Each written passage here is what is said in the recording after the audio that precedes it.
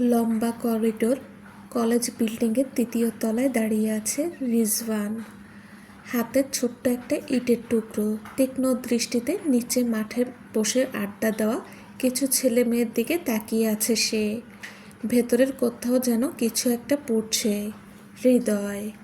রিজওয়ান কপাল কুঁচকে নেয়। কী সব ফালতু চিন্তা ভাবনা। হাতে থাকা ইটের টুকরোটা ছুঁড়ে মারে নিচে। এক মুহূর্তের জন্য থেমে যায় নিচের আড্ডা। রিজওয়ানের পাশে দাঁড়িয়ে থাকা নিরান মুখ টিপে হাসে।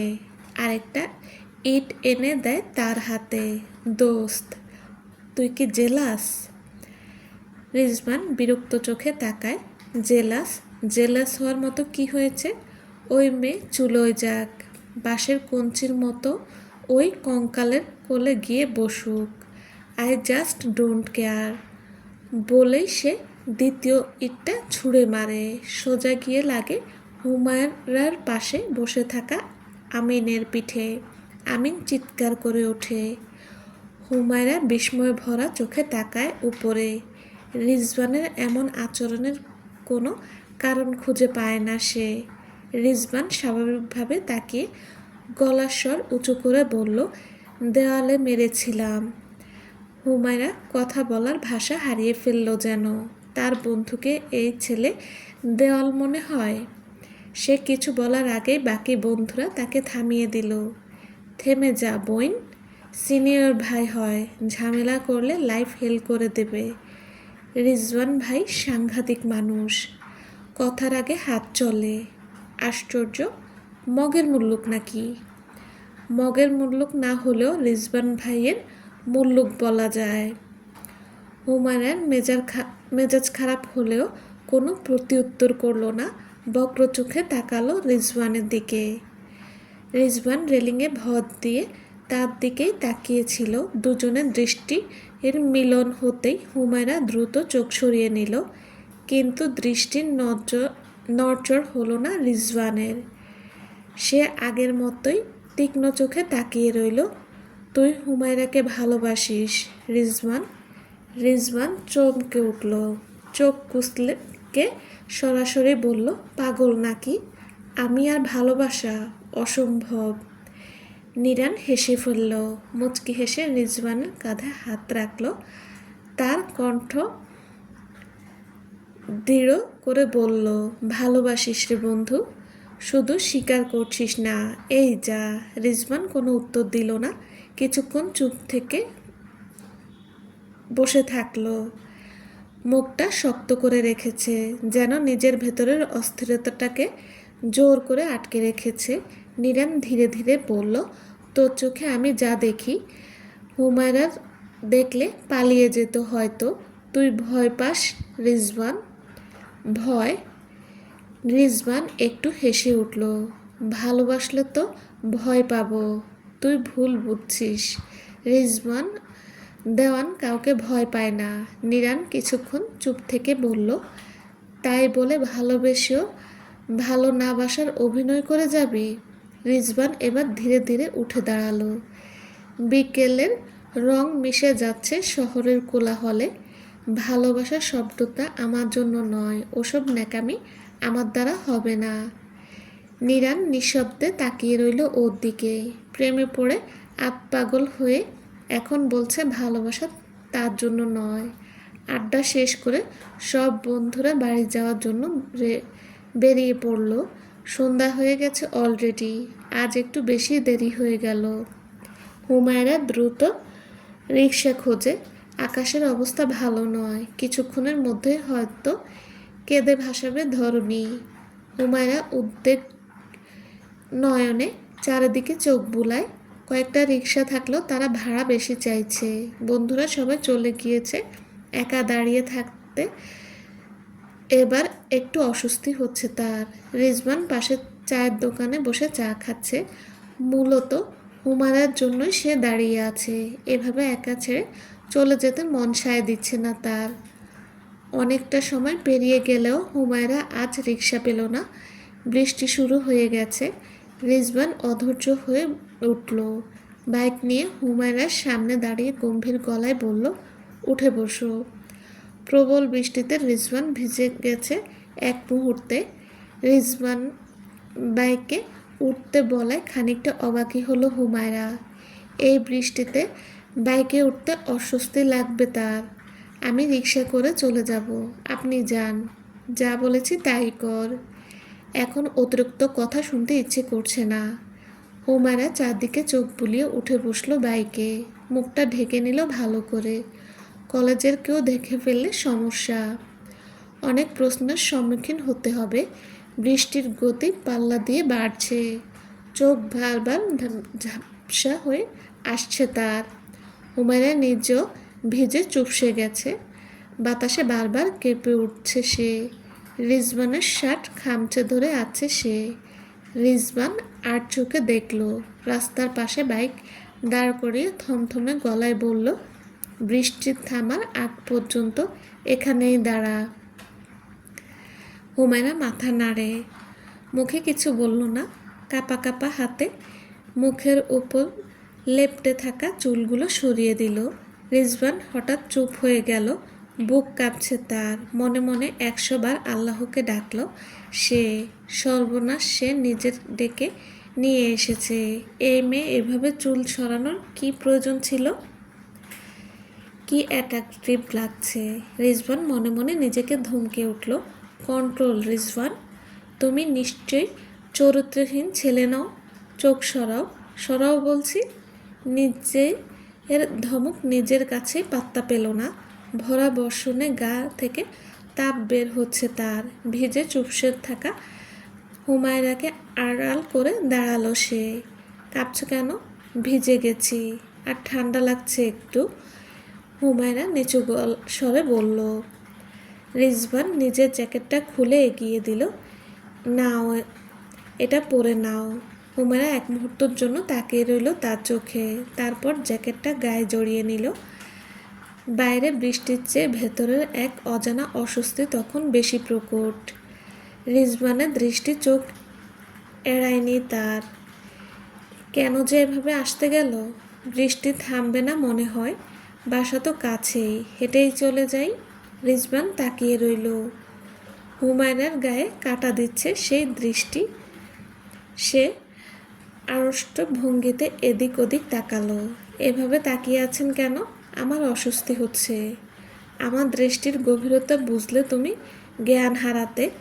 হুমায়রা স্তব্ধ হয়ে গেল, বুকের ভেতর ভয়রা দানা বাঁধছে। রিজওয়ান 2 কদম এগিয়ে গেল। হুমায়রার মুখোমুখি দাঁড়িয়ে গভীর নয়নে তাকালো সে। এক নজরের নিঃশ্বাসের শব্দ শুনতে একজনের নিঃশ্বাসের শব্দ শুনতে পাচ্ছে আরেকজন। রিজওয়ানের গরম নিঃশ্বাস হুমায়রার উপর পড়তেই কেঁপে উঠল সে। তোমাকে অন্য কারো সাথে আমি সহ্য করতে পারি না হিমু, তবুও কেন তুমি বারবার আমাকে অধৈর্য করে তুলছ? ওরা আমার বন্ধু, তবুও ওরা ছেলে। হুমায়রা জবাব দিতে পারল না, তার সমস্ত কথাই যেন হারিয়ে যাচ্ছে। প্লিজ চলুন এখান থেকে, আম্মু চিন্তা করবে, বলবে আমার সাথে ছিলে। হুমায়রা মুখ ঘুরিয়ে বলল, পারবো না। কেন? জানি না, বাড়িতে যাব।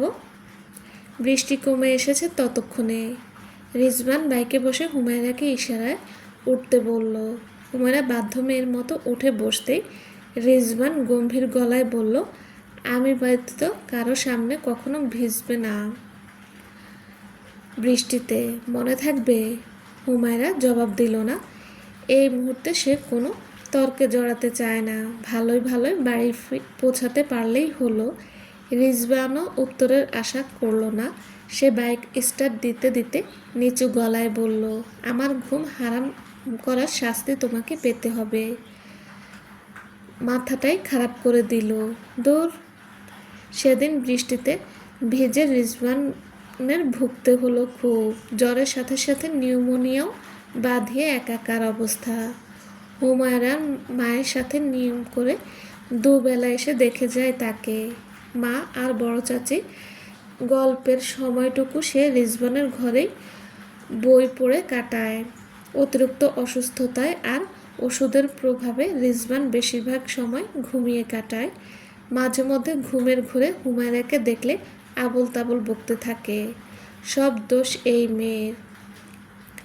এই মেয়ে জ্বর হয়ে তার ঘাড়ে চেপে বসেছে। হুমায়রা একবার রিজওয়ানকে বিড়বিড় করতে দেখে এগিয়ে গিয়েছিল তার কাছে, মুখের কাছে। কান নিতেই শুনতে পেল, একবার শুধু নিজের করে পাই, সব জোর তোমার গায়ে ঢালবো, চিবিয়ে চিবিয়ে খাবো তোমাকে। আমার গায়ে জ্বর হয়ে ঘুরে বেড়াচ্ছ, তোমাকে আমি। বাকি কথাগুলো বর্ণনা করার মতো নয়। ছি! হতভম্ব হুমায়রা প্রায় দৌড়ে বেরিয়ে গেল রুম থেকে। আর কখনো সে রিজওয়ানের মুখোমুখি হবে না বলে পণ করল। লজ্জায় তার গাল দিয়ে ধোঁয়া বের হচ্ছে। তাকে এভাবে আসতে দেখে রিজওয়ানের মা অবাক হয়ে বলল, কি হলো, এভাবে ছুটে এলি কেন? রিজু কিছু বলেছে? হুমায়রা দুপাশে মাথা দুলিয়ে না বলে, অথচ তার হাত পা কাঁপছে অনবরত। হুমায়রার মা এগিয়ে গেল মেয়ের কাছে, কপালে গালে গলায় হাত রেখে উদ্বিগ্ন গলায় বলল, শরীর খারাপ লাগছে, বাসায় চলে যাবে? অগত্যা রিজওয়ানের মায়ের কাছ থেকে বিদায় নিয়ে দুজনেই নিজেদের ফ্ল্যাটে চলে গেল। হুমায়রা আর রিজওয়ান আপন চাচাতো ভাই বোন। তার পুরো পরিবার একই বিল্ডিংয়ে থাকে। তার দাদুর বানানো এই বাড়িতে মোট 12টা ফ্ল্যাট। দাদা দাদি 2 তলায় থাকে বড় চাচার সাথে, 3 তলায় হুমায়রার পরিবার, আর 4 তলায় 2 ফুফু। বাকি ফ্ল্যাটগুলো ভাড়ায় দেওয়া। রিজওয়ানের বাবা একজন ব্যবসায়ী। দীর্ঘ 15 বছর ধরে সে কানাডায় থাকতেন। রিজওয়ান আর তার মা ও চলে গিয়েছিল তার কাছে। 8 বছর থাকার পরে মায়ের অনুরোধে দেশে ফিরে এসেছে তারা। এখন শেয়ার মার্কেটে ইনভেস্ট করেই দিন যাচ্ছে রিজওয়ানের বাবার। হুমায়রার বাবা একটি বুটিক্স হাউসের মালিক। মোটামুটি ভালোই আয় হয় তার। হুমায়রা আর এক ছেলে শুভকে নিয়ে তাদের ছোট্ট পরিবার। কলেজের নবীনবরণ অনুষ্ঠান আজ। হুমায়রা খুব সুন্দর করে শাড়ি পরেছে, সাদা জামদানিতে মোহনীয় লাগছে তাকে। মাথায় বেলি ফুলের মালা গুজতে গুজতে কমন রুমের দিকে এগিয়ে যাচ্ছে হুমায়রা। চোখে মুখে স্পষ্ট বিরক্তি। রিজওয়ান আজ ভীষণ ব্যস্ত। অনুষ্ঠান পরিচালনার দায়িত্ব তার কাঁধে। তবুও বারবার চোখে চোখে রাখছিল হুমায়রাকে। 1 সেকেন্ডে মেয়েটা কেমন উধাও হয়ে গেছে। রিজওয়ান অস্থির চোখে চারিদিকে চোখ বুলালো। আমিনকেও দেখা যাচ্ছে না কোথাও। এবার আর সে স্টেজে থাকতে পারল না। নিরানকে ডেকে এদিকটা সামলাতে বলে দ্রুত নেমে গেল স্টেজ থেকে। শিউলি গাছের নিচে হুমায়রার বাকি বন্ধুরা আড্ডায় ব্যস্ত। রিজওয়ান দ্রুত পায়ে গেল সেদিকে। হিমু কোথায়? হুমায়রার বন্ধুরা অবাক হলো। নীলা চোখ কপালে তুলে বিড়বিড় করল, হিমু। জবাব দিচ্ছ না কেন? হিমু কোথায়? রেস্ট রুমে গেছে ভাইয়া। কোনো দরকার? রিজওয়ান জবাব দিল না, দ্রুত পায়ে এগিয়ে গেল সেদিকে। নীলা কৌতূহলী গলায় বলল, কী ব্যাপার বলতো? রিজওয়ান ভাইয়া হঠাৎ হুমায়রার খোঁজ নিচ্ছে, আবার হিমু বলে ডাকছে। আমি তো কিছুই বুঝতে পারছি না ভাই। নীলার কথায় ফাইজা হেসে উত্তর দিল, আরে বোকা, হিমু আর রিজওয়ান ভাই কাজিন, তাই খোঁজ করাটাও স্বাভাবিক। তাই? হিমু তো কখনো কিছু বলেনি। এত সুন্দর কাজিন আমাদের থাকলে আমি তো ঢোল বাজিয়ে সবাইকে জানিয়ে বেড়াতাম। নীলার গলায় আফসোস ঝরে পড়ছে, তাই সবাই হেসে ফেলল ওর কথা শুনে। সান্ত্বনা দিয়ে বলল, থাক, আফসোস করিস না। আমাদের কাছে শাকিব খান না থাকলেও হিরো আলম তো আছে। নীলা হতাশ ভঙ্গিতে গা এলিয়ে দিল। এই মুহূর্তে হুমায়রাকে তার ভীষণ হিংসা হচ্ছে। মানুষের কি লাগ। রেস্টরুমে শাড়ি ঠিক করতে গিয়ে আরও এলোমেলো করে ফেলেছে হুমায়রা, তাই ভেতর থেকে দরজা আটকে পুনরায় শাড়ি পরছে সে। এই সময় এদিকটায় তেমন কেউ আসবে না। আসলেও এই রেস্টরুমে মেয়ে ব্যতীত আর কেউ আসার সম্ভাবনা নেই। আমিন প্রথম থেকেই হুমায়রাকে চোখে চোখে রাখছে আজ। মেয়েটা মাথা নষ্ট করে দেওয়ার মতো সুন্দরী। আজ সে নিজের মনের কথা বলেই ছাড়বে। একবার পটিয়ে ফেলতে পারলে রাজকন্যা সহ রাজত্বটাই তার।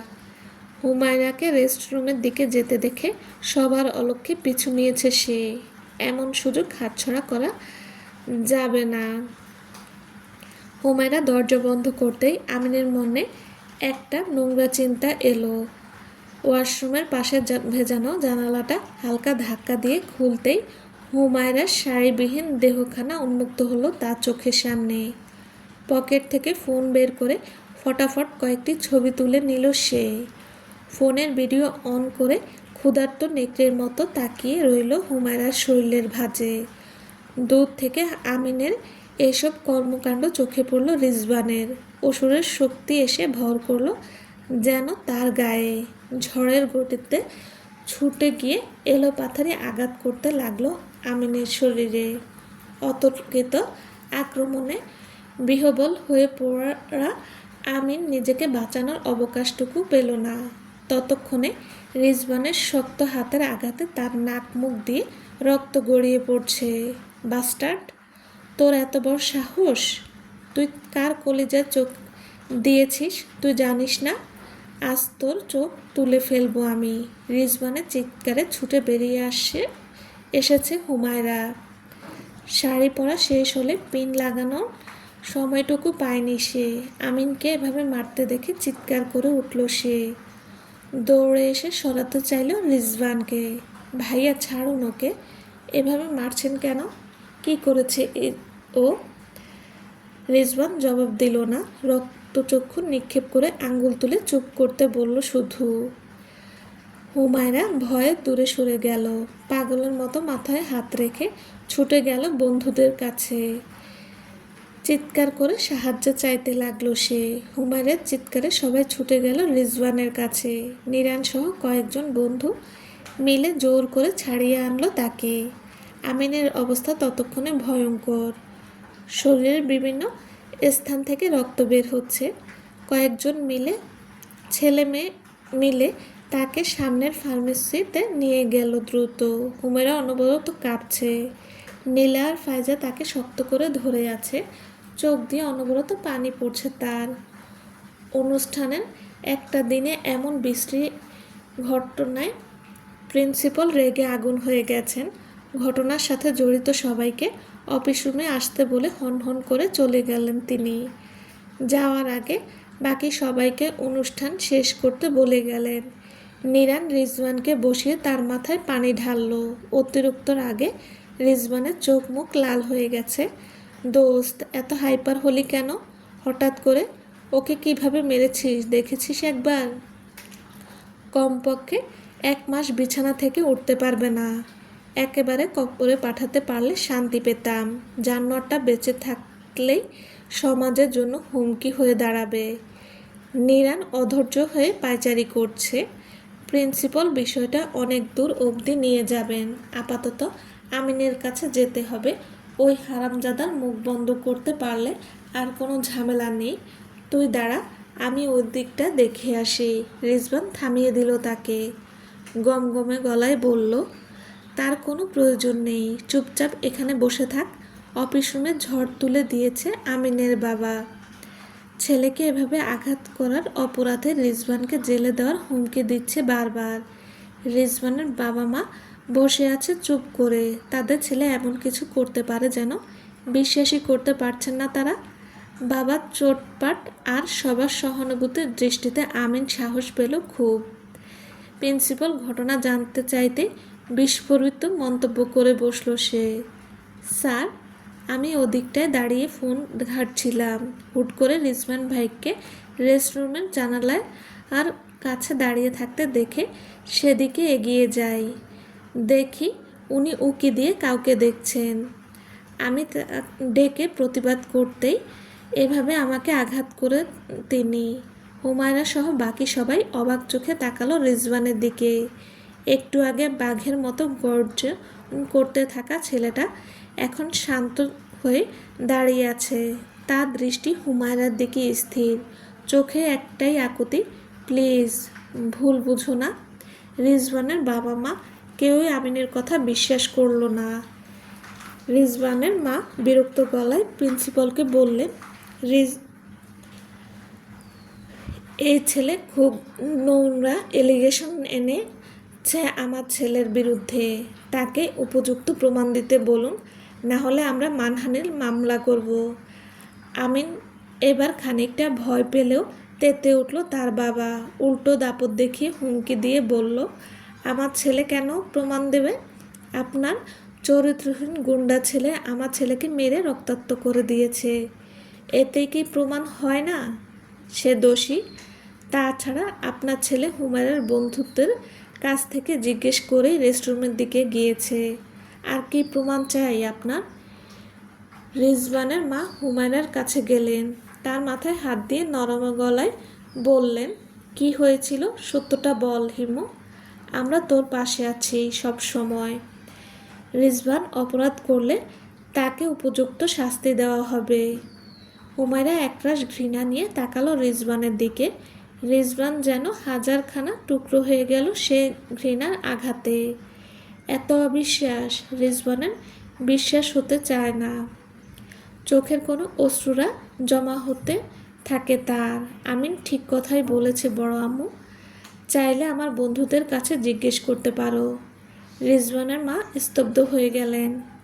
তার সন্তানের এমন অধঃপতন বিশ্বাস হচ্ছে না তার। হুমায়রাকে ছেড়ে টলমলে পায়ে গিয়ে দাঁড়ালেন রিজওয়ানের সামনে। মুহূর্তে কষে চড় বসালেন ছেলের গালে। রাগে অপমানে শরীর কাঁপছে তার। রিজওয়ানের চোখ থেকে এক ফোঁটা অশ্রু গড়িয়ে পড়ল মাটিতে। হুমায়রার নানার বাড়িতে যাওয়ার দরুন তার বাবা মায়ের পৌঁছাতে একটু বিলম্ব হলো। অফিস রুমে গিয়ে বসতেই প্রিন্সিপাল আদ্যপ্রান্ত খুলে বলল তাদের।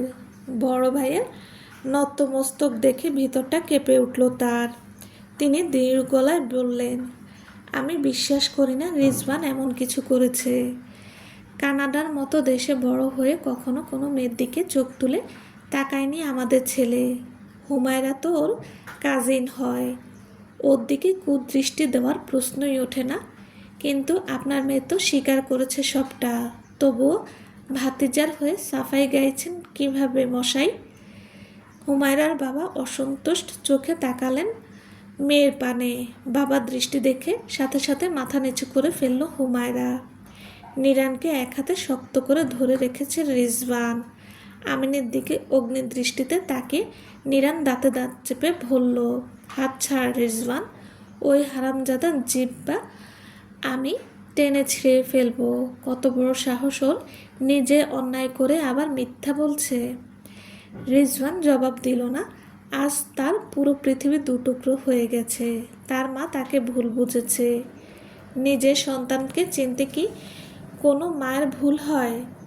হুমায়রার বাবা এগিয়ে এলো মেয়ের পানে। সে দৃঢ় গলায় জানতে চাইল, তুমি দেখেছিলে? রিজওয়ান জানালায় উকি দিতে হুমায়রা মাথা নেড়ে অসম্মতি জানালো। মুখে বলো। বাবার ধমকে কেঁপে উঠল হুমায়রা। কাঁপা কাঁপা গলায় বলল, না। তাহলে কিসের ভিত্তিতে তুমি রিজওয়ানকে দোষী বললে? তোমার বন্ধুরা দেখেছিল ওকে জানালায় উকি দিতে। হুমায়রার বন্ধুরাও অসম্মতি জানালো। আমিনের মুখটা শুকিয়ে গেছে অলরেডি। পরিস্থিতি হাতের বাইরে যেতে দেখে সে অসুস্থতার নাটক করতে লাগলো। দেখুন প্রিন্সিপাল সাহেব, এই অবস্থায় আমার আর আজকে সময় দিতে পারছি না। আমার ছেলেকে হাসপাতালে নিয়ে যেতে হবে। এই ছেলের ব্যবস্থা তো আমি পরে নিচ্ছি, বাকি কথা না হয় কোর্টে হবে। আমিনের বাবাকে থামাতে বলল হুমায়রার বাবা। এতক্ষণ যখন অপেক্ষা করেছেন, তাহলে আরেকটু অপেক্ষা করেই যান, ফয়সালা এখানেই হয়ে যাক। রিজওয়ান এবার মুখ খুলল। সে দৃঢ় গলায় বলল, ছেড়ে দিন চাচু, উনি বরং কোর্টেই যাক, আপাতত আমি এখান থেকে যাচ্ছি। রিজওয়ান হনহন করে বেরিয়ে গেল। রিজওয়ানের মা নিঃশব্দে কাঁদছে। ছেলের গায়ে হাত তুলে অন্তরটা পুড়ছে যাচ্ছে তার। নিরান এগিয়ে গেল হুমায়রার দিকে। আমিনের ফোনের গ্যালারি খুলে হুমায়রার হাতে ফোনটা দিয়ে বেরিয়ে গেল রিজওয়ানের পেছনে। স্তব্ধ হুমায়রা নিজের বিবস্ত্র ছবি দেখে হতভম্ব হয়ে গেল। ফাইজা আর নীলাও বিস্ময়ে হতভম্ব হয়ে গেছে। রাগে হিতাহিত জ্ঞানশূন্য হয়ে হুমায়রা ঝাঁপিয়ে পড়ল আমিনের উপর। পায়ের জুতো খুলে এলোপাথারি মারতে লাগলো আমিনকে। রিজওয়ানের মা ছবিগুলো দেখে শব্দ করে কেঁদে ফেললেন। নিজের নির্দোষ ছেলের গায়ে হাত তোলায় অনুশোচনায় দগ্ধ হচ্ছে মন। আমিনকে বহিষ্কার করা হয়েছে। অপমান আর লজ্জায় আমিনের বাবা ছেলেকে ফেলেই ফিরে গেছেন বাসায়। হুমায়রা অপরাধ বোধে বিদ্ধ হয়ে ফিরে এসেছে বাসায়। রিজওয়ানের খোঁজে বারবার গেল, রিজওয়ানের খোঁজ মেলেনি আর। সেদিনের পর রিজওয়ান আর বাসায় আসেনি। এখান থেকে সে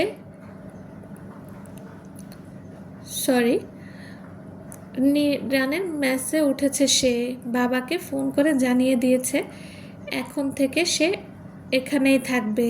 রিজওয়ানের মা ফোন করে কান্নাকাটি করলেও ছেলের মন গলাতে পারেননি। কেটে গেছে কয়েক মাস। টিউশনি থেকে মাত্রই ম্যাচে ফিরেছে রিজওয়ান। এতটা পথ হেঁটে এসে ক্লান্ত হয়ে গেছে সে। পরনের শার্টটাও ঘামে ভিজে চিপচিপ করছে।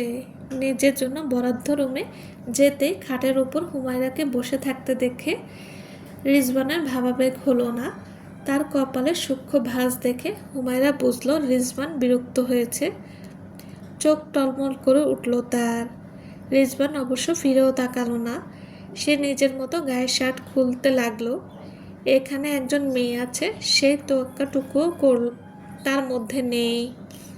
হুমায়রা মাথা নিচু করে রিজওয়ানের পিছনে এসে দাঁড়ালো। ধরা গলায় অনুনয় করে বলল, ভাইয়া প্লিজ বাড়ি ফিরে চলুন। বড় আম্মু অসুস্থ হয়ে গেছে আপনার চিন্তায়। রিজওয়ান জবাব দিল না। শার্ট খুলে গামছা হাতে চলে গেল ওয়াশরুমে। হুমায়রা কি করবে বুঝতে পারল না। এখানে এসেছে 2 ঘন্টা হয়ে গেছে, বাড়িও ফিরতে হবে। সেদিনের জন্য তার নিজেকেই অপরাধী মনে হয়। সে অসহায়ের মতো আবারও বসে পড়ল। আজ রিজওয়ানকে ছাড়া সে কিছুতেই ফিরে যাবে না। রিজওয়ান সময় নিয়ে গোসল সারল। হুমায়রার উপস্থিতি তাকে সামান্যতম প্রভাবিত করতে পারেনি। মাথা মুছতে মুছতে সে নিরানকে ডাকল। নিরান ড্রয়িং রুমে টিভি দেখছিল। রিজওয়ানের ডাকে ছুটে এলো সে। কি হচ্ছে? ওকে বাড়িতে পৌঁছে দিয়ে আয়। নিরান দীর্ঘশ্বাস ছাড়ল। তার বন্ধুটা কেমন পাথরের মতো হয়ে গেছে। হুমায়রা একগুঁয়ে গলায় বলল, আপনাকে না নিয়ে আমি যাব না। রিজওয়ান চোয়াল শক্ত করে তাকালো হুমায়রার দিকে। তার চোখে মুখে ক্রোধ স্পষ্ট। শোনো মেয়ে, তোমার এই ন্যাকামি সহ্য করার বিন্দুমাত্র ইচ্ছা বা ধৈর্য কোনোটাই আমার নেই। তাই কোনো রকম নাটক ছাড়া এখান থেকে চলে যাও। আহ রিজওয়ান, এভাবে কথা বলছিস কেন? কি বলতে চাই একবার শোন। রিজওয়ান কোমরে হাত রেখে ফোঁস করে নিঃশ্বাস ছাড়ল। হুমায়রা কাঁদছে। এর আগে রিজওয়ান কখনো তার সাথে এভাবে কথা বলেনি। নিজের ভুলের অনুতাপে মরে যেতে ইচ্ছে করছে তার। রিজওয়ান অধৈর্য হয়ে গেল। হুমায়রার হাত ধরে বাসা থেকে বের করে দিয়ে শব্দ করে দরজা বন্ধ করে দিল সে। শক্ত গলায় নিরানকে হুমকি দিয়ে বলল, এই মেয়েকে যদি আর কখনো আমার রুমে দেখি তাহলে আমি এখান থেকে চলে যাব। নিরান, কথাটা মাথায় ঢুকিয়ে নিস। রিজওয়ান হন হন করে নিজের রুমে চলে গেল। হুমায়রা দরজার ওপাশ থেকে সবটাই শুনল। মুখে হাত দিয়ে নিজের কান্না আটকাতে ব্যস্ত হলো সে। রিজওয়ান তাকে এতটা ঘৃণা করে ভাবতেই দুনিয়া দুলে উঠল তার। নিরান বেরিয়ে এলো। চলো তোমাকে পৌঁছে দিয়ে আসি। হুমায়রা চোখের পানি মুছে বলল, লাগবে না ভাইয়া, আমি নিজেই চলে যেতে পারবো। রিজওয়ান সোফায় বসে খাচ্ছে। হুমায়রা এক পলক দেখল তাকে। এরপর মাথা নিচু করে চলে গেল সেখান থেকে। সাথে সাথেই খাওয়া থেমে গেল রিজওয়ানের। প্লেটে হাত ধুয়ে উঠে পড়ল সে। স্বামীর হাত ধরে আকুল হয়ে কাঁদছে রিজওয়ানের মা। ছেলে ঘর ছেড়ে আজ কতগুলো দিন হয়ে গেল, একটা বারও তার খবর পর্যন্ত নিল না। সে না হয় ভুল করেই ফেলেছে, তাই বলে তাকে কি ক্ষমা করা যায় না? এত রাগ মায়ের উপর? মনের সব অভিমান স্বামীর সামনে ব্যক্ত করেছেন তিনি। রিজওয়ানের বাবা স্ত্রীকে সান্ত্বনা দিয়ে বলল, আর কেঁদো না, আমি কাল যাব রিজওয়ানের কাছে, দেখি কিভাবে না ফিরে। স্বামীর কথায় আশার আলো দেখতে পেল রিজওয়ানের মা। চোখের জল মুছে উঠে যায় সে। ছেলের পছন্দের সব রান্না করতে হবে, ফ্রিজে সব আছে কিনা তাও তো চেক করতে হবে। রিজওয়ানের দাদি বারবার সব দোষ হুমায়রার কাঁধে দিচ্ছেন। তার সোনার টুকরো নাতি এই মুখ পুরীর জন্যই আজ ঘর ছাড়া। সকাল বিকাল সাপ তো করতে করতে দিন কাটে তার। তাকে হাজার বুঝিয়েও কাজ হয়নি কোনো। সুযোগ পেলেই হুমায়রাকে কয়েকটা বিষ বাক্য শুনিয়ে আসেন তিনি। বয়সের ভারে শরীর নুয়ে পড়ল, চাপার জোর কমেনি বৃদ্ধার। সকাল থেকেই বৃষ্টি, আকাশ মেঘে ঢেকে আছে, চারপাশে এক ধরনের গুমোট ভাব। রিজওয়ানের মেঝের ঠিক সামনেই দাঁড়িয়ে হুমায়রার পরা শাড়িটা এলোমেলো, ভিজে চুপসে গেছে। চোখে মুখে ক্লান্তি, অস্থিরতা। সেদিনের ঘটনার পর আর কলেজে যায়নি সে। অভিমান না অপমান নিজেও বুঝে উঠতে পারছে না। শুধু এক ধরনের অস্বস্তি সব সময় তাড়া করে বেড়ায়। আজও নিরান বহুবার বলেছে ভেতরে যেতে, কিন্তু যায়নি সে। অপেক্ষায়, শুধু অপেক্ষায় রিজওয়ানের। কলেজ থেকে প্রায় ভিজে ফিরল রিজওয়ান। হুমায়রাকে মেসের সামনে এভাবে ভিজতে দেখে থমকে গেল। চোখে মুখে বিস্ময়। দ্রুত এগিয়ে এসে শক্ত করে হুমায়রার হাত ধরল, টেনে নিয়ে গেল ভিতরে।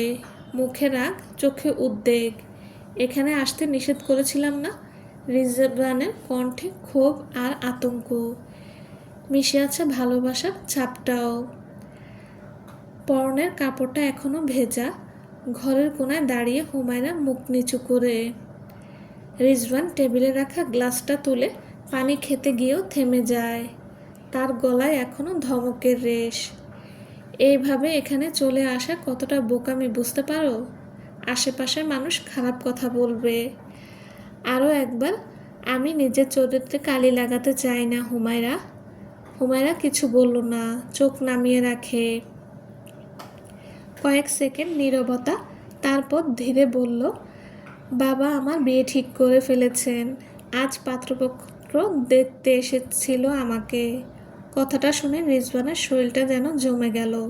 হাতের গ্লাসটা খপ করে টেবিলে নামিয়ে রাখল, ঠোঁট কেঁপে উঠল। আরে, আর তুমি সেজেগুজে হাজির হয়েছিলে তাদের সামনে? এই তো। হুমায়রা এবার তাকালো তার দিকে, মাথা নেড়ে সম্মতি জানালো। আপনার সাথে দেখা না হলে যেতে পারতাম না, ভাবলাম একবার জানিয়ে যাই। রিজওয়ান এবার মুখ ফিরিয়ে তাকালো হুমায়রার দিকে, চোখে তার আগুন। সবটা যখন ঠিক হয়ে গেছে, তাহলে এখানে জানাতে এসেছো কেন? হুমায়রার ঠোঁট কেঁপে উঠল, কিন্তু কোনো শব্দ এলো না, শুধু চোখে জল টলমল করলো। রিজওয়ান ধীরে এগিয়ে এলো, থেমে গেল এক কদম কাছে গিয়ে। একটা প্রশ্নের উত্তর দাও হুমায়রা, কখনো কি আমি তোমাকে অসম্মান করেছি? তোমার অপমান হয় এমন কিছু করেছি কখনো? তাহলে এত অবিশ্বাস কেন করলে? ভালোবাসেও তো কখনো প্রকাশ করিনি, কিসের এত ঘৃণা? হুমায়রা এবার মুখ তুলল, খুব নিচু গলায় বলল, ভালোবাসা যদি এত সহজে অভিমানে চাপা পড়ে যায়, তাহলে তার মূল্য কতটুকু? রিজওয়ান থেমে গেল। মেয়েটার অপমান আর অভিমানের পার্থক্য বোঝে না হয়তো। মনে মনে দীর্ঘশ্বাস ছাড়ল সে। তাকিয়ে রইল হুমায়রার দিকে। চোখে কিছু একটা জমে আছে, কিন্তু মুখে তার ছায়া নেই। দেওয়ালের দিকে ঘুরে দাঁড়ালো সে। তুমি চাও আমি কিছু বলি? গলার স্বরটা আর আগের মতো রাগী নয়, ক্লান্ত, শূন্য। হুমায়রা মাথা নাড়ল না, কিছু বললও না। রিজওয়ান দীর্ঘশ্বাস ফেল। যাক, যা ঠিক হয়েছে সেটা হয়ে যাক, আমি তো কিছু ঠিক রাখতে পারিনি।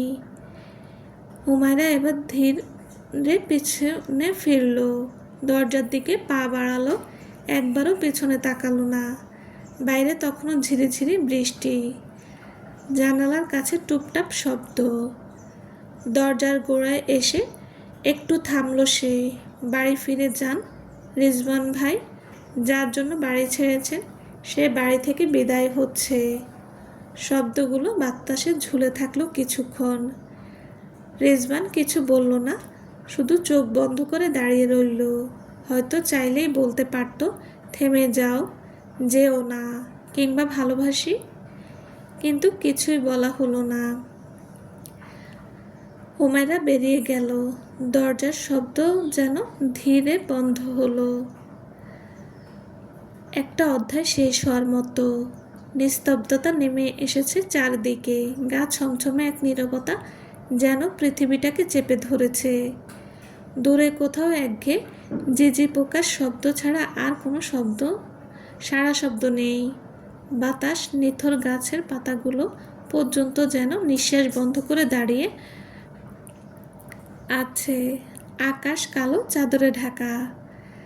মাঝে মাঝে মেঘের ফাঁক গলে এক টুকরো চাঁদ উঁকি দিয়ে দেখে যাচ্ছে নিঃশব্দ শহর। ঘুমন্ত বাড়িগুলো জানালায় মৃদু আলো জ্বলছে। কোথাও কোথাও একা কোনো নিশাচরের চোখের মতো। কাজটা ঠিক করিসনি রিজওয়ান। মেয়েটা বারবার ছুটে এসেছে তোর কাছে, একবার কি ক্ষমা করা যেত না?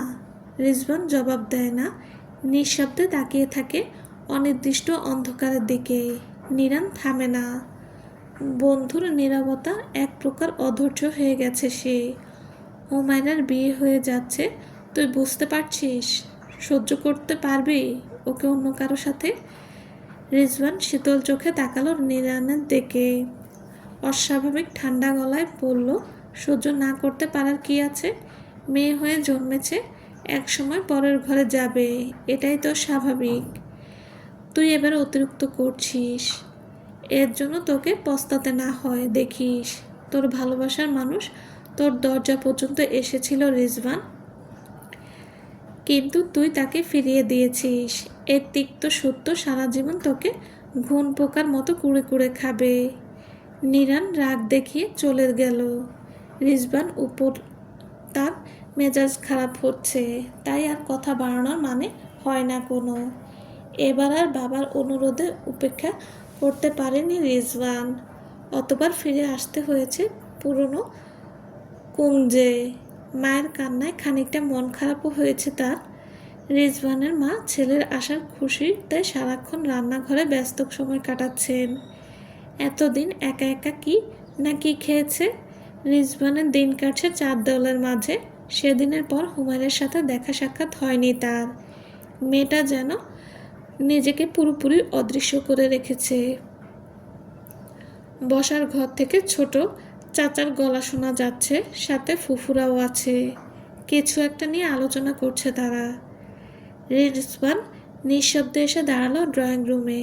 দাদি চোখ মুখ উজ্জ্বল করে বললেন, ভাই এদিকে আয়। আজকাল তো অনেক খুশির খবর দিমু তোরে। আমার নাতিরে সবার সামনে অপমান কইরা এই বাড়িতে টিকতে পারবো ভাবছিল। সগর্বে মুখ বাঁকায় পুরো। রিজওয়ান কিছু বুঝতে পারে না। সোফায় মাথা নিচু করে বসে থাকা চাচা চাচির দিকে তাকায় অবুঝ চোখে। তার বাবাও গম্ভীর মুখে বসে। কি হয়েছে? রিজওয়ানের গলায় কৌতূহল। পাশ থেকে দাদি ফোন কেটে বললেন, কি আবার হইব? কলেজ গিয়া বেড়া লগ মাখামাখি করছে, কেলেঙ্কারি কইরা তোরে ঘর ছাড়া করছে। এমন মাইয়া বাড়িতে রাখা কি বাকি পোলাপান গুলাকেও নষ্ট করবো নাকি? তাই এখন বিদায় করার ব্যবস্থা করতাছি। রিজওয়ানের বিশ্বাস করতে একটু কষ্ট হলো, যেন আগুন গিলে নিয়েছে সে। বিস্ফোরিত চোখে তাকালো উপস্থিত সবার দিকে। ফুফুরা দাদির কথা সায় দিচ্ছে, বাবা চাচাকে চুপ থাকতে দেখে রাগে কান দিয়ে ধোঁয়া বের হওয়ার উপক্রম তার। শোন রিজওয়ান, পুরুষ মানুষ বউ চায় সবসময় সত্যি সাবিত্রী। মেয়ে মানুষের চরিত্রে সমস্যা থাকলে কোনো বদমাইশ বেডাও তারে বিয়া করতে চাইবে না। আর হুমায়রার কথা তো পুরো এলাকা ছড়িয়ে পড়েছে। খুব কষ্টে একটা পাত্র জোগাড় করেছি আমি। আগে একবার বিয়ে করছিল, বউটা রান্না করতে গিয়ে আগুনে পুড়ে মারা গেছে। পুরুষ মানুষের আবার এক বিয়া দুই বিয়া কি সোনার আংটি আবার বাঁকা। তুইও বস, এখানে লেনদেন নিয়ে একটু আলোচনা করতেছি আমরা, তুইও থাক। রিজওয়ানের চোয়াল শক্ত করে বড় ফুফুর কথা শুনল। হুমায়রার বাবা মুখোমুখি বসে গম্ভীর গলায় বলল, ওনাদের কথা না হয় বাদ দেন চাচু, প্রথম থেকেই ওনারা অন্যের ভালো সহ্য করতে পারে না, কিন্তু আপনি হঠাৎ নিজের মেয়ের দুশ্মন হয়ে উঠলেন কি করে?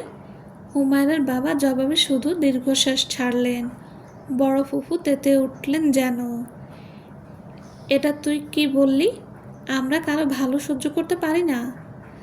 এই চরিত্রহীন মেয়ের জন্য এত কষ্ট করে এত ভালো সম্বন্ধ আনলাম, আর আমাকে এত কথা শুনতে হচ্ছে।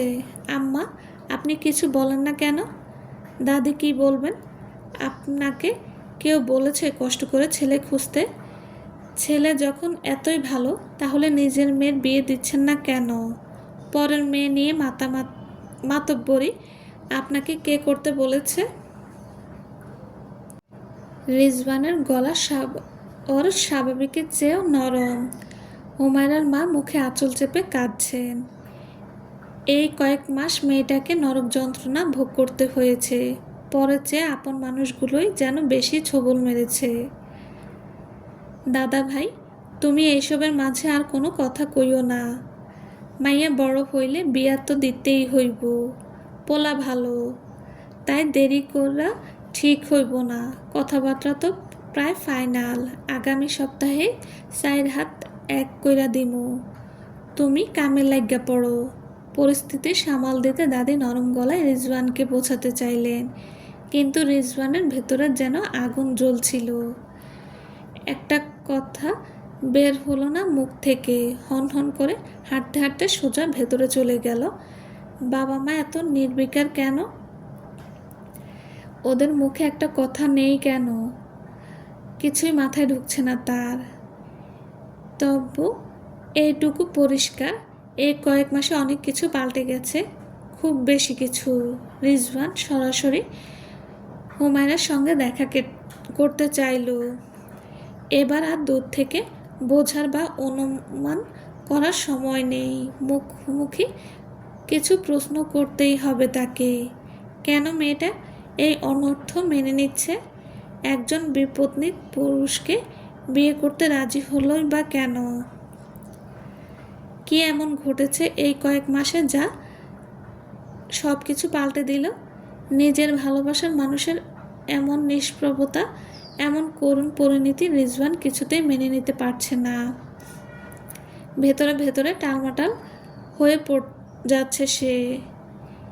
স্থির থাকা অসম্ভব। বিকেলটা যেন একটু বেশি নিঃশব্দ। রোদের তেজ নেই, কেবল একটা ম্লান আলো চারপাশে ছড়িয়ে আছে।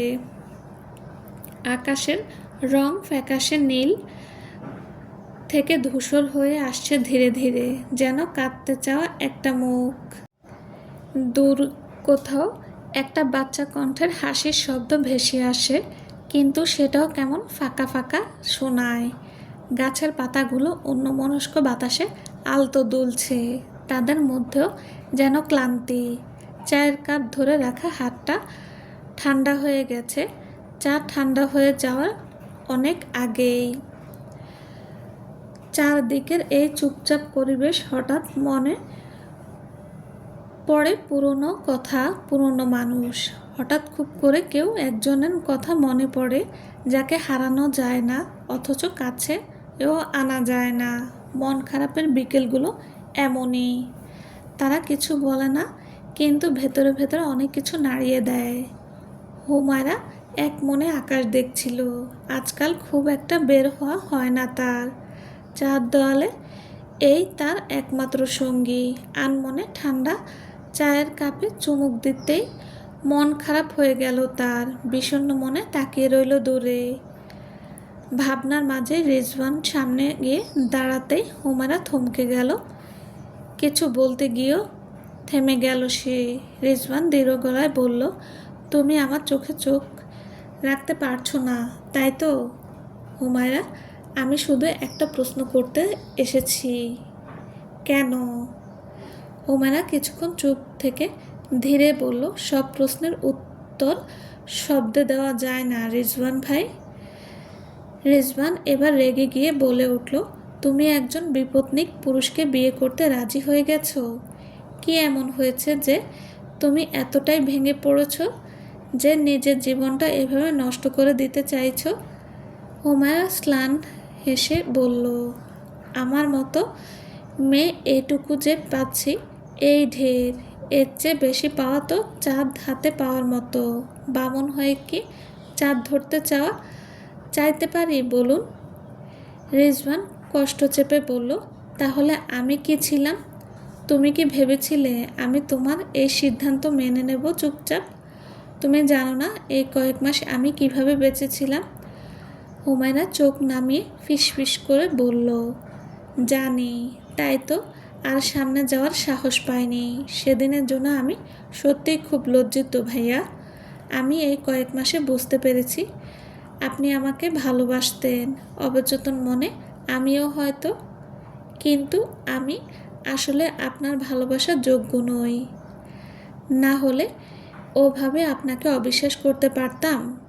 বন্ধুও যে বেঈমান হতে পারে এই বিষয়টা আমার মাথায় আসেনি।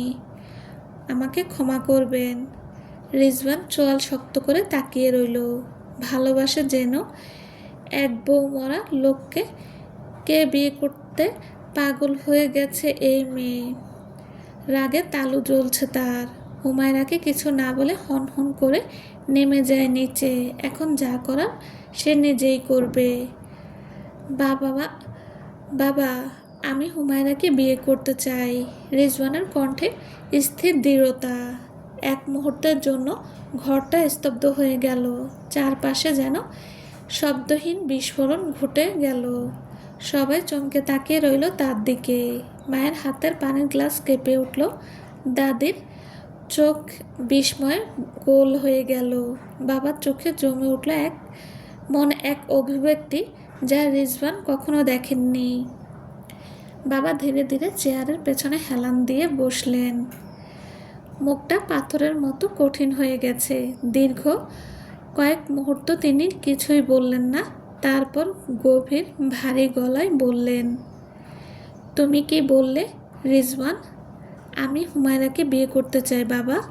এবার তার কণ্ঠে ছিল আরেকটু কোমলতা কিন্তু দৃঢ় আত্মবিশ্বাস। মা ফিসফিস করে বললেন, কিন্তু হুমায়রার তো বিয়ে ঠিক হয়ে গেছে। আমি সেসব তোয়াক্কা করি না মা। আর সেই পাত্র নিশ্চয়ই আমার চেয়ে বেশি যোগ্য নয়। দাদির চোখে মুখে স্পষ্ট ক্ষোভ।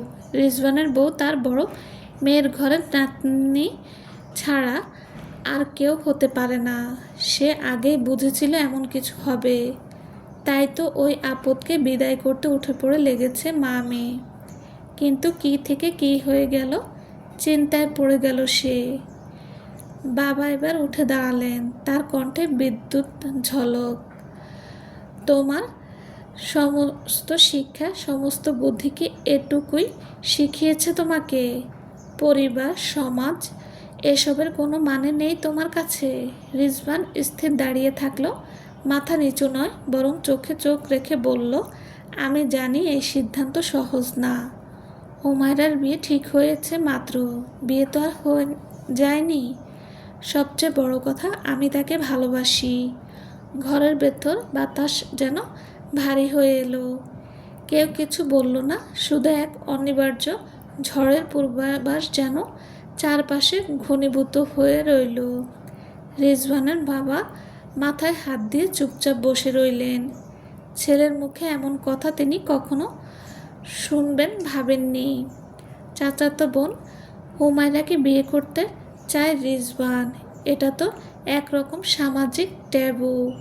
আত্মীয়র মধ্যে এই সম্পর্ক কেউ মেনে নেয় না, সবাই দোষ খুঁজতে ব্যস্ত হয়। তাছাড়া হুমায়রার বিয়ের কথা সারা মহল্লায় জেনে গেছে। এখন এসব শুনলে মানুষ নানা কথা বলবে। রিজওয়ানের বাবার কপালে চিন্তার ভাঁজ আরও ঘন হয়ে উঠল। ছেলের মুখে কি শুনলাম আমি? মানুষ কি বলবে? আমার ভাই হুমায়রার বাবা, সে বা কীভাবে নেবে এটা? চারপাশে যেন এক অনাবিল অস্থিরতায় ঘিরে ধরেছে। মা ধীরে ধীরে বললেন, রিজওয়ান, তুই বুঝতে পারছিস তুই কী চাচ্ছিস? রিজওয়ান মাথা নোয়ায় না। আমি বুঝেই বলছি মা, আমি হুমায়রাকে ভালোবাসি এবং তাকে ছাড়া আমি কাউকে জীবনসঙ্গী ভাবতে পারি না। ঘরটা তখনও নিঃশব্দ, কিন্তু নিস্তব্ধতা মানেই শান্তি নয়। সেখানে জমে উঠেছে কলহের আগুন। দাদির বড় মেয়ের ফ্ল্যাটে গিয়ে হাহুতাশ করতে লাগলো। তার সোনার টুকরো নাতি ওই মেয়েকে বিয়ে করতে চাইছে। কি বলছো মা? রিজওয়ান নিজে কথা বলেছে? হ, আমি কি মিছা কথা কইতাছি? মেয়ের উপরে তেতে উঠলেন বৃদ্ধা। তুমি কিছু বললা না কেন? হুমায়রার বিয়ে ঠিক হয়ে গেছে, লোক জানাজানি হয়ে গেছে, এখন এসব বললে তো হবে না। ওরে বইলা কোনো লাভ নাই, তুই আমার লগে আয়। ওই শয়তান মাইয়া মানুষরে যা বলার আমি বলবো। বড় ফুফু সায় দিলেন। দ্রুত মায়ের সাথে ছোট ভাইয়ের ফ্ল্যাটে ছুটলেন তিনি। কলিং বেল চেপে অস্থির ভঙ্গিতে পায়চারি করছে মা মেয়ে। দরজা খুলছে না কেন? বড় ফুফুর কথার মাঝে দরজা খুলে দিল হুমায়রা।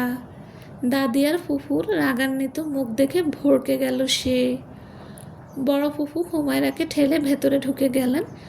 গলা ছেড়ে ডাকলেন ভাইকে, তোর বাপ কই? রুমেই আছে, ডাক্কান। ওর তো জানা উচিত ওর মাইয়া আমার বাড়িতে কি কি আকাম কইরা বেড়াইতেছে। মানে এসব কি বলছো দাদি? আহ নেকা, কিচ্ছু জানে না। না, ছেলে দেখলেই হুঁশ থাকে না, সবার লগে ঢলাঢলি করতে মন চায়। হুমায়রা স্তব্ধ হয়ে গেল। এই কথাগুলো আজ সে নতুন শুনছে না। কলেজের ওই ঘটনার পর থেকে ফুফু আর দাদির কাছ থেকে এসব শুনে আসছে সে। বড় ফুফু তো বাড়ি বাড়ি গিয়ে সবাইকে বলে এসেছে, যার অর্ধেক কথাই বানোয়াট মিথ্যা। হুমায়রার বাবা মা বোনের চিৎকারে রুম থেকে বেরিয়ে এলো। কি হয়েছে? এভাবে চিৎকার করছো কেন? বড় ফুফু তেড়ে গেলেন তার দিকে। হুমায়রার দিকে আঙ্গুল তুলে ক্রোধে কাঁপতে কাঁপতে বললেন, তোর মাইয়ারে প্রশ্ন কর। কলেজের পোলাগো মাথা নষ্ট করে শান্তি হয় নাই, এখন বাড়ির পোলার মাথা খাইতাছে। মানে? হুমায়রার মা ও বারান্দা থেকে ছুটে এসেছেন। মেয়ের অশ্রুসিক্ত মুখের দিকে তাকিয়ে বোঝার চেষ্টা করছেন কি হয়েছে। তোর মাইয়া আমার নাতির লগে লাইন করে, হেরে বিয়া করার লাইগা ফুসলাইতাছে। জিগা তোর মাইয়ারে, আমার বাড়িতে এমন নষ্টামি চলবো না। তোর এই নষ্টা মাইয়ারে বিদায় কর বাড়ি থেকে। এতদিন চুপ থাকলেও এবার আর চুপ থাকতে পারল না হুমায়রার মা।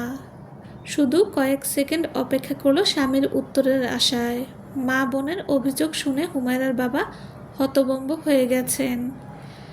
মুখ দিয়ে কোনো কথা বের হচ্ছে না তার। রাগে অভিমানে ফুঁসে উঠল হুমায়রার মা। গলায় তেজ এনে কঠিন স্বরে বলল, আম্মা, কথাবার্তা বুঝে শুনে বলবেন। আমার মেয়ে নিয়ে অনেক বাজে কথা সহ্য করেছি আমি, কিন্তু আর না। কি, তোমার এত বড় সাহস? আমার পোলার সামনে আমারে ধমকাও? এক্ষণ বাইর হও আমার বাড়ি থেকে। এই বাড়িতে তোমার আর তোমার নষ্ট মাইয়ার কোনো জায়গা নাই। আপনাদের বাড়ি থাকার আমারও কোনো ইচ্ছা নাই। পোলার ভয় আমারে দেখাইয়েন না আম্মা। যে পুরুষ মা বোনের মুখে মেয়ের নামে এত নোংরা কথা শুনলেও চুপ করে থাকে, সে পুরুষের স্ত্রীর প্রতিবাদেও কোনো কথা বলার অধিকার রাখে না। সারা জীবন আমাকে জ্বালিয়েছেন, মা মেয়েরা মিলে আমাদের পেছনে লেগেছেন, আর আপনাদের অত্যাচার সহ্য করব না আমি। যে সংসারে সম্মান নেই এমন সংসার করার চেয়ে না করাই ভালো। আপনার চাবি দিয়ে পুতুল পোলারে আপনি বরং কোলে নিয়ে বসে থাকেন, এমন স্বামী আমার দরকার নেই। রাগে পুরো শরীর কাঁপছে হুমায়রার মায়ের। হুমায়রার শক্ত করে ধরে রেখেছে তাকে। নাজমা, কি বলছো এসব? যাও, ভেতরে যাও। হুমায়রার বাবা ধমকে আজ আর ভয় পেল না। হুমায়রার মা মেয়ের ভবিষ্যৎ বাঁচানোর জন্য হলেও আজ তাকে কঠিন কোনো সিদ্ধান্ত নিতে হবে। তিনি হুমায়রার হাত শক্ত করে ধরে বললেন, চলো হুমায়রা, আমরা আর এখানে থাকবো না। প্রতিদিন থাকার কোঠা শোনার চেয়ে এখান থেকে চলে যাওয়াই ভালো। দাদি আর ফুফু মুখ বাঁকালেন। যাও না যাও, আমিও দেখব এই তেজ কয়দিন থাকে। আম্মা, আপনি এখন যান এখান থেকে, আমাদের ব্যাপার আমাদের বুঝতে দিন।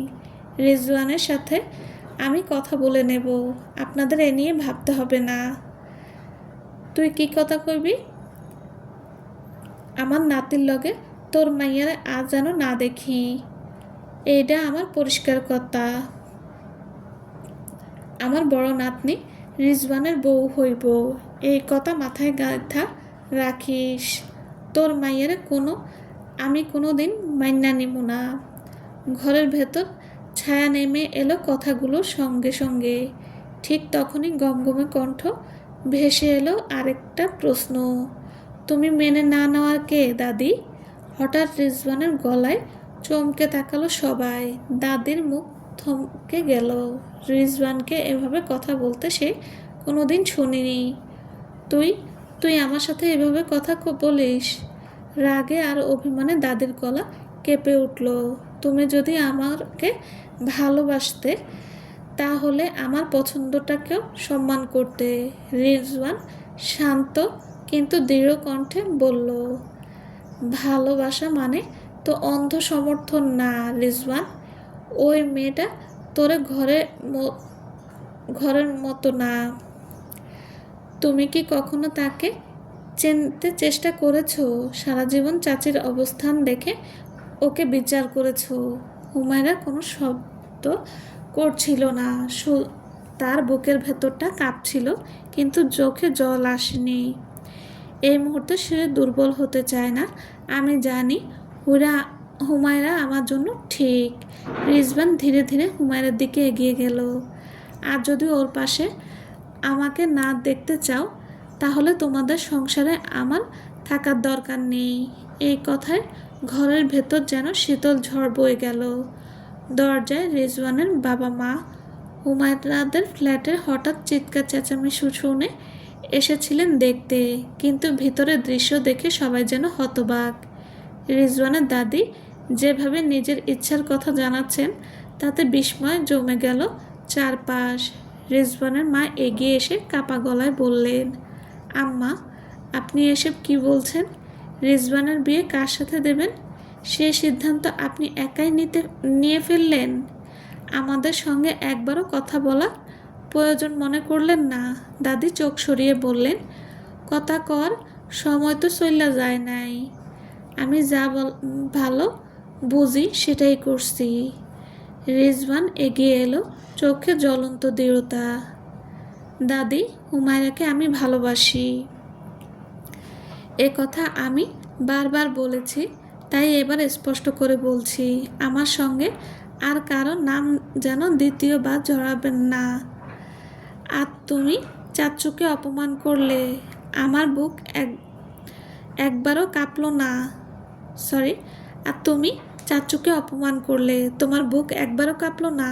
হুমায়রা তো তোমারই নাতনি, তাকে তুমি কিভাবে এত নীচ, এত নোংরা কথা বলতে পারলে? ঘরের নিস্তব্ধতা নেমে এলো। হুমায়রা নিঃশব্দে দাঁড়িয়ে আছে, তার চোখে জল নেই, শুধু কষ্ট আর বিস্ময়। এই ঘরে সে বড় হয়েছে, মানুষগুলোকে পরিবার ভেবেছে। আজ সেই পরিবার তার অস্তিত্ব অস্বীকার করছে। হুমায়রা অনেকক্ষণ চুপ ছিল। রিজওয়ানের কথাগুলো শুনে তার ভেতরটা কেঁপে উঠল, কিন্তু মুখ শক্ত করে রেখেছিল সে। এবার ধীরে ধীরে সে কথা বলল, নরম কিন্তু থেমে থেমে কাঁপা কণ্ঠে বলল, আজ এত কিছু শুনলাম, আমি কিছু বলতে চাই না।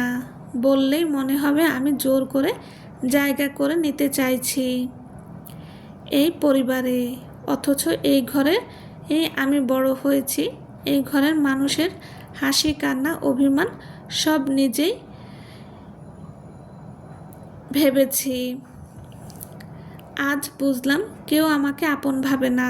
ছোটবেলা থেকে দাদি আমাকে অপছন্দ করে, ফুফুরাও অবহেলা করে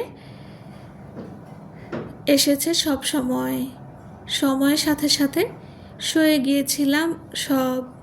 সেদিন কলেজে সেই ঘটনায় আমি কোনো দোষ না করেও দোষী হয়েছি। নিজের পরিবারের মানুষের কাছ থেকে চরিত্রহীন নষ্টা মেয়ে উপাধিতে পেয়েছি। আমাকে নিয়ে কারো অভিযোগের শেষ নেই, সবটাই মাথা পেতে নিয়েছি। কিন্তু বাবা, তুমি কি করে কারোর কথায় প্রতিবাদ করলে না? নিজের মা আর বোনকে চিৎকার করে বললে না তোমার মেয়ের কোনো দোষ নেই, সে নিজেই ভুক্তভোগী? হুমায়রার চোখে জল চিকচিক করছে। মেয়ের অভিযোগে মাথা নিচু করে নিল হুমায়রার বাবা। নিজের অসহায়ত্ব সে কাউকে বোঝাতে পারে না। হুমায়রা এগিয়ে গেল তার দাদির দিকে। তুমি বলো, আমি নাতনি না দাদি? ছোটবেলায় কোনো দিনও আমাকে কোলে নিয়ে যে গল্প শোনাওনি, একবারও আদর করে মাথায় হাত রাখুনি। আমার মা কী ছিল তা নিয়ে কথা তোলার আগে একবারও ভাবলে না আমি কিভাবে শুনছি কথাগুলো? সে দাদির চোখের দিকে তাকালো, চোখের পানি মুছে শক্ত গলায় বলল, সম্পর্ক যদি এতটাই ঠুনকো হয় তাহলে আজ থেকে আমার চুপ থাকা শেষ। নিজের অপমান আর সহ্য করব না। এখন থেকে যা কিছু হবে আমার সম্মান রক্ষার জন্য হবে। নিজের অপমান আর এক বিন্দু সহ্য করব না আমি। রিজওয়ান তার পাশে এসে দাঁড়ালো, তার হাত হুমায়রার হাত খুঁজে নিল। তুমি একা নও হুমায়রা, আমিও আছি তোমার পাশে। রিজওয়ানের বাবা এতক্ষণ চুপচাপ দাঁড়িয়েছিলেন, মুখে তার হতাশা আর যন্ত্রণার ছাপ স্পষ্ট। এবার ধীরে ধীরে সামনে এগিয়ে এসে বললেন, আম্মা, আমি সবসময় আপনাকে শ্রদ্ধা করি, কিন্তু আজ আপনি যা বললেন তাতে শুধু হুমায়রা না, আমিও অপমানিত। আপনি জানেন, হুমায়রা আমার নিজের মেয়ের মতো। আপনি ওকে যেভাবে কথা শোনালেন সেটা শুধু ওর না, আমার নিজের সম্মানের উপর অপমান। দাদি মুখ শক্ত হয়ে রইল। সে ধীরে ধীরে বলল, বড়রা যা ভালো বোঝে তাই করে, তুই এখনো বুঝিস না। ওর মায় হইল আমাগো বাড়ির কাজের লোকের মাইয়া। তোর ভাইয়ের দিকে তাকাইয়া এই মাইয়ারে ঘরে তুলছি, এইটা মানে এ না যে সে আমার সম্মান। তার মাইয়া কখনোই আমার বড় নাতির বউ হইতে পারে না। তাহলে আপনি এখনই সিদ্ধান্ত নেন। রিজওয়ানের গলা কেঁপে উঠল। আপনি শুধু রক্তের সম্পর্ক চান না, একটা মানুষের সত্যিকারের মনের সম্পর্ককেও গুরুত্ব দেন। যদি হুমায়রার জায়গায় এই পরিবারে না থাকে তাহলে আমারও থাকার প্রয়োজন নেই। দাদির চোখে জল এসে গেল, কিন্তু মুখ ফেরালো। রিজওয়ান হুমায়রার দিকে বলল, চলো হুমায়রা, আমাদের ভালোবাসার সম্মান যদি এখানে না থাকে তবে অন্য কোথাও নতুন করে শুরু করব। তবে মাথা নিচু করে নয়। থামো রিজওয়ান, আমার বয়স হয়েছে। সারা জীবন একাই জেদ করে এসেছেন তিনি। এই বয়সে এসেও রিজওয়ান নিজের জেদ ধরে রেখেছেন। এবার তাই হবে যা আমরা সিদ্ধান্ত নেব। বাবার কথায় ফোঁস করে উঠলেন বড় ফুফু। তার মানে তুই আম্মার কথা শুনবি না? বুড়ো হয়ে গেছে বলে আমার আম্মার কথার কোনো দাম নাই? তুমি চুপ থাকো আপা। এসব কথা কার বুদ্ধিতে হচ্ছে তা আমি খুব ভালো করেই জানি। রিজওয়ান হুমায়রাকে পছন্দ করে, বিয়ে করতে চায়।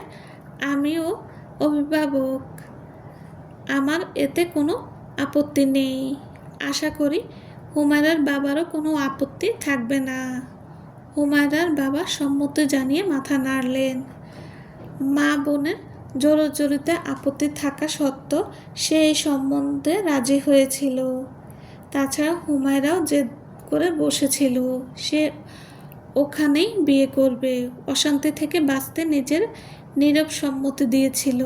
আজ বুক থেকে একটা বড় বোঝা নেমে গেল তার। স্ত্রীর অভিমান আর অভিযোগ বুঝেও সারা জীবন চুপ থেকেছে।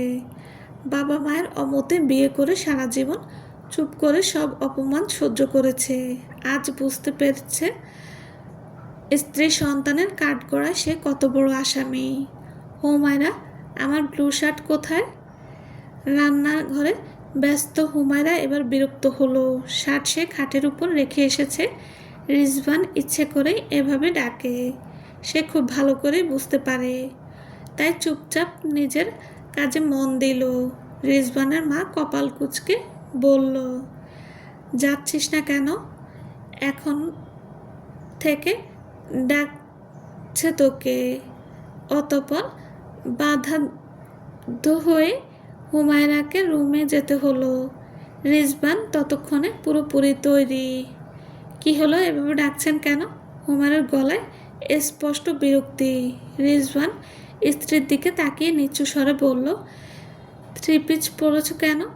বলেছি না বাসায় সবসময় শাড়ি পরবে। হুমায়রা চোখ পাকিয়ে তাকিয়ে বলল, রইল। রিজওয়ান আমতা করে বলল, রাতের জন্য সরি, একটু বেশি বেশি হয়ে গিয়েছিল না? হুমায়রা দাঁতে দাঁত চেপে বলল, বেশি হবে কেন? আপনি বরং এক কাজ করুন, আমাকে একেবারেই চিবিয়ে খেয়ে নিন। আপনার মনও শান্তি হয় আর আমিও রোজকার অত্যাচার থেকে বেঁচে যাই। আপনার জন্য প্রতিদিন আমাকে কত লজ্জায় পড়তে হয় জানেন? শিউলিও আমাকে দেখে মুখ টিপে হাসে। রিজওয়ান হুমায়রাকে কাছে টেনে নিল। হুমায়রার কাঁধে থুতনি ঠেকিয়ে বলল, ওরা সবাই তোমাকে হিংসা করে বউ। তুমি ওসব নিয়ে ভেবো না, আসো একটু আদর করে দেই। হুমায়রা জোর করে নিজেকে ছাড়িয়ে নিল, আঙ্গুল তুলে শাসিয়ে বলল, দূরে থাকুন, নিষ্ঠুর পুরুষ মানুষ আমার একদম পছন্দ নয়। রিজওয়ান হাসল, চুল ঠিক করতে করতে বলল, রাতে আসার সময় কি আনবো তোমার জন্য? আমার জন্য নয়, নিজের জন্য একটু বুদ্ধি নিয়ে আসবেন, তাতেই চলবে। হুমায়রা হনহন করে চলে গেল। রিজওয়ান সেদিকে তাকিয়ে শব্দ করে হেসে ফেলল। তার ছোট্ট জীবনে হুমায়রাকে দিয়ে আল্লাহ তার জীবন পরিপূর্ণ করে দিয়েছে। ব্যাস, আর কিছু চাই না। সমাপ্ত। আসসালামু আলাইকুম। গল্পটা কেমন লেগেছে প্লিজ জানাবেন। সবাই লাইক কমেন্ট করবেন। আর হ্যাঁ, যারা আমার চ্যানেল সাবস্ক্রাইব করেননি তারা প্লিজ সাবস্ক্রাইব করে দেবেন। সবাই ভালো থাকবেন। আল্লাহ হাফেজ।